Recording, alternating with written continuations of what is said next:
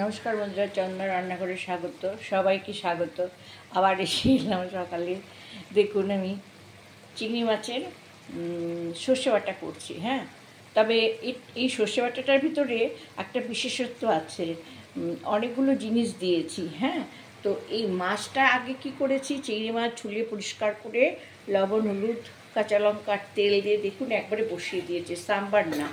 এই জলটা যখন একটু শুকিয়ে যাবে তখন আমি কি দেব, এই মশলা করেছি সর্ষের সাথে চারমগজ, আমি মাপ বলে দেব, চারমগজ, তারপরে কালো সর্ষে, সাদা সর্ষে, সামান্য হাফ চামচ মতো পোস্ত, আর দিয়েছি 5-6টা কাজু বাদাম, আর হাফ চামচ জিরে। এই সব কিছু দিয়ে দেখুন এই পেস্টটা করেছি। সর্ষের পরিমাণটা বেশি দেওয়া আছে, কিন্তু জিরে, পোস্ত, চারমগজ আর কাজু বাদাম কম দেওয়া আছে। আচ্ছা, এই মাছটা কিন্তু একদম ভাজা ভাজা হবে না, একটু ঝোল ঝোল থাকতে এই মশলাটা আমি দিয়ে দেব। দেখছেন, এই মশলাটা আমি এই দিয়ে দিলাম। হ্যাঁ, এটা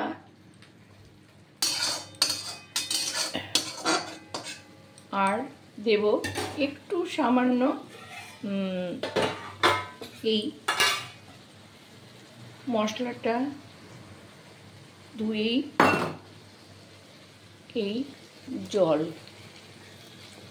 হ্যাঁ, এই একটু জল দিলাম, দিয়ে এবার আমি কী করবো, একটু ঢেকে দেবো। হ্যাঁ, আর কিছু কিন্তু লাগবে না। হ্যাঁ, ঢেকে দেবো, ঢেকে দেবো 2 মিনিট পরে এটা হয়ে যাবে। হ্যাঁ, দেখুন এসে গেলাম, এই আমি খুলে দিলাম, দেখুন কেমন ফুটছে, দেখেছেন আস্তে আস্তে সর্ষের থেকে কেমন তেল বেরোচ্ছে। এইবার কিন্তু এই রান্না হয়ে যাওয়ার পরেও 2 মিনিট ঢেকে রাখতে হবে, তারপরে কিন্তু সার্ভ করবেন। হ্যাঁ, আচ্ছা,